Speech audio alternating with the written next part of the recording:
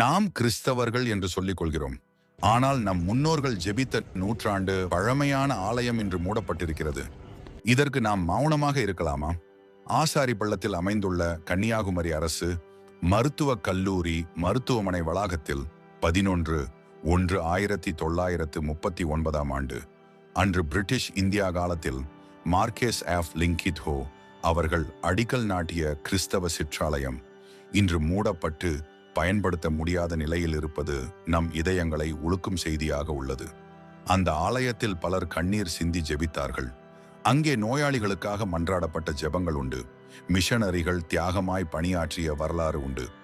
அருள் சகோதரி ஏர்னா போன்ற தேவ பணியாளர்கள் அன்போடு சேவை செய்த சாட்சிகள் உண்டு. ஆனால் இன்று நூற்றாண்டு பாரம்பரியம் கொண்ட அந்த வழிபாட்டு தலம் அமைதியாக மூடப்பட்டு கிறிஸ்துவின் சிலுவை அவமதிக்கப்பட்டு கிடப்பது போல் தோன்றுவது நம் மனசாட்சியை கேள்வி கேட்கிறது. இது வெறும் கட்டிடம் அல்ல, இது நம் விசுவாசத்தின் சின்னம்.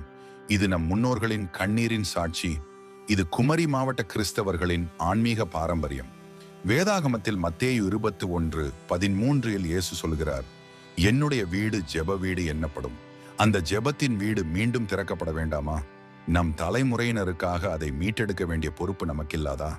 எனவே வருகிற பிப்ரவரி 22 குமரி மாவட்டம் முழுவதும் உள்ள அனைத்து திருச்சபைகளும் தங்களுடைய ஆராதனையில் குறைந்தபட்சம் 1 நிமிடம் இந்த நூற்றாண்டு பழமையான கிறிஸ்தவ வழிபாட்டு சிற்றாலயம் மீண்டும் திறக்கப்படுவதற்காக ஜெபிக்க அன்புடன் கேட்டுக்கொள்கிறோம். அந்த 1 நிமிடம் ஒரு ஆலயத்தை மீண்டும் உயிர்ப்பிக்கலாம், ஒரு வரலாற்றை மீண்டும் எழுப்பலாம். இது குற்றம் சாட்டும் அழைப்பு அல்ல, இது ஒன்றுபடும் அழைப்பு. இது நம் விசுவாசத்தின் குரல்.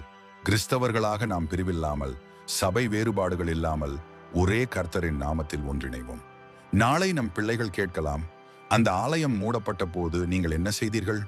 அப்போது நாம் சொல்ல வேண்டும், நாங்கள் ஜெபித்தோம், ஒன்றிணைந்தோம். குமரி மாவட்ட கிறிஸ்தவர்கள் அனைவரும் இதற்காக எழுந்து நின்று ஜெபத்தில் ஒன்றிணைவோம். கர்த்தர் நிச்சயமாக அதிசயம் செய்வார்.